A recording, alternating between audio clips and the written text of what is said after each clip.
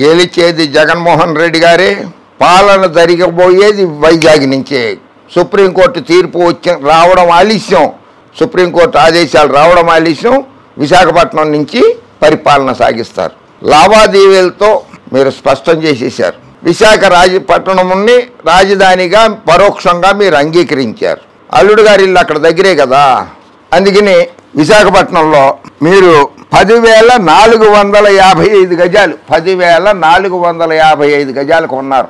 10,455 అంటే దాదాపు 2 ఎకరాల చిల్లర కొన్నారు అక్కడ. ఇది మీరు మీ అఫిడవిట్లోనే, ఎన్నికల అఫిడవిట్లోనే చూపించారు. హిందూపూర్ శాసనసభ నియోజకవర్గానికి పోటీ చేస్తూ ఎన్నికల కమిషన్కి సమర్పించిన అఫిడవిట్లో చూపించారు. ఇది 10,455 గజాలు. సర్వే నెంబర్ 9/5 12/21 12/1 కొన్నారు మీరు విశాఖపట్నంలో. కంపెనీ పేరు మీద కొన్నారు.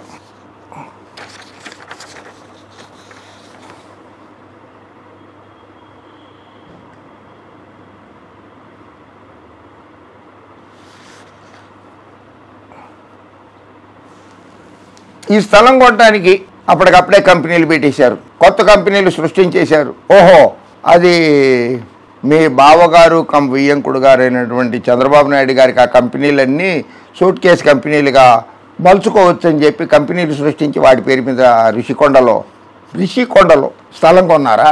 రిషికొండ అభివృద్ధి చెందుతుంది ఒకనొక రోజు నాడు అని రిషికొండలో 1985లో విశ్వవిఖ్యాత నట సార్వభౌమ నటరత్న డాక్టర్ పద్మశ్రీ నందమూరి తారక రామారావు గారు ముఖ్యమంత్రిగా అక్కడ కార్యాలయ భవనాలకి శంకుస్థాపన చేసి ఒక భవనాన్ని కూడా నిర్మించారు. కానీ ఉత్తరాంధ్ర అంటే ఇష్టం లేదు కదా చంద్రబాబు నాయుడు గారికి, అందుకని అక్కడ డెవలప్ చేయలేదు. ఉత్తరాంధ్రను అభివృద్ధి చేయనివ్వలేదు చంద్రబాబు నాయుడు గారు. 65 కోట్లు పెట్టుకున్నారు అక్కడ. బాలకృష్ణ గారు మీరు స్థాపించిన కంపెనీల్లో అన్నిట్లలో కూడా మీరు మీ కుటుంబ సభ్యులే 100% వాటాలు కలిగి ఉన్నారు. బయట వాళ్ళు ఎవరు పెట్టుబడులు పెట్టలేదు. అమరావతిలో స్థలం కొంటే నష్టపోతామని చెప్పి అన్నారు. ఎవరో 6.5 కోట్లు పెట్టుకుంటే అది 2.5 కోట్లకు పడిపోయింది. అక్కడ స్థలం కొనటం వేస్ట్ అని చెప్పి మీరే కూడా చెప్పారు. టీడీపీ గెలుస్తుందన్న ఆశ లేదు మీకు, అది చచ్చిపోయింది. జగన్మోహన్ రెడ్డి మళ్ళీ ముఖ్యమంత్రి అవుతాడు, విశాఖను పరిపాలన రాజధానిగా ఉంచి విశాఖపట్నం నుంచే పరిపాలన సాగిస్తాడనే గట్టి దృఢ నిశ్చయానికి వచ్చేసారు మీరు. అందుకని రిషికొండలో స్థలం కొన్నారు. ఎందుకంటే బియ్యంకుడు గారి ఇల్లు, అల్లుడు గారి ఇల్లు కూడా దగ్గరే కదా. అందుకని భలే ముందుచూపు బాగా ఉంది బాలకృష్ణ గారు మీకు. సరే, మీ ప్రచారం ఎంత మటుకు వచ్చింది బాలకృష్ణ గారు హిందూపురంలో? ఓహో, మీరు ప్రచారం చేయకపోయినా గెలుస్తారని గట్టి ధీమా ఉందా? అందుకనే పక్క నియోజకవర్గాలు, పక్క జిల్లాలకు కూడా వెళ్ళి ప్రచారం చేసి వస్తున్నారా? ఓకే, మీరు చేయొచ్చు, అది మీ వ్యక్తిగతం, అది మీ పార్టీ ఆదేశాల మేరకు కూడా మీరు చేస్తూ ఉండవచ్చు. సో పోన్లే, కనీసం అల్లుడు గారికి కోసమో, అల్లుడు గారింటికి దగ్గర అవుతుందనో, విశాఖపట్నం అభివృద్ధి చెందుతుందనో ఏదో రూపేణ అనుకుని విశాఖపట్నంలో స్థలం కొన్నారు. శభాష్, బాగుంది. ఈ ఎన్నికలైన తర్వాత మీరు పార్టీ కోసం ప్రచారం చేస్తూనే ఉంటారా?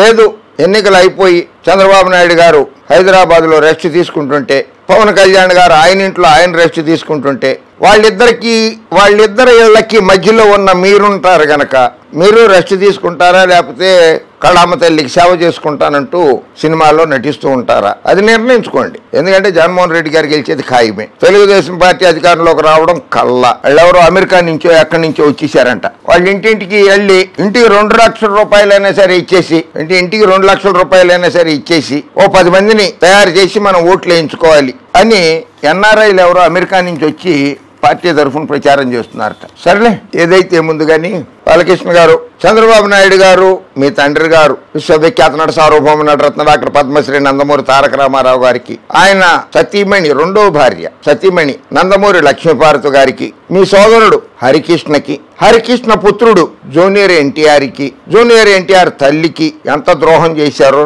గుండె మీద చేసుకుని ఒకసారి ఆలోచించు బాలకృష్ణ. రామారావు గారిని, లక్ష్మీపార్వతిని, హరికృష్ణని, జూనియర్ ఎన్టీఆర్ని పచ్చ మీడియాని అడ్డం పెట్టుకుని ఎన్ని అవమానాలు పాలు చేశారో ఆలోచించు బాలకృష్ణ, ఒక్కసారి ఆలోచించు. తండ్రి గారి పదవిని పార్టీని వెన్నుపోటు పొడిచి తీసుకున్నటువంటి చంద్రబాబు నాయుడు గారితో మీరు సఖ్యతగా ఉండండి. ఉండొద్దని ఎవ్వరూ అన్నారు, ఎందుకంటే ఆయన బావగారు కూడా. కానీ తండ్రికి జరిగిన ద్రోహానికి ఎప్పుడైనా సరే ఛాన్స్ కోసం వస్తుందా రాదని ఎదురు చూడండి. కార్యకర్తలను కొట్టకండి. బాలకృష్ణ గారు, కార్యకర్తలను కొట్టకండి. సెల్ఫీ తీసుకుంటానొస్తే పళ్ళను కొట్టకండి. దండేయడానికి వస్తే కొట్టకండి. మీ కార్యకర్తలు, మీ అభిమానులు చాలా మంది తీవ్రంగా చర్చించుకుంటున్నారు. బాలకృష్ణ అహంకారం ఎక్కువ, కోపం ఎక్కువ, కొడతాడా ఆయన దగ్గరికి వెళ్తే అని. కొట్టబోకండి. అయినా మీకు కూడా కొద్దో గొప్ప జగన్మోహన్ రెడ్డి గారి మీద అభిమానం ఉంది, ఎందుకంటే మీ అభిమాని కదా జగన్మోహన్ రెడ్డి గారు.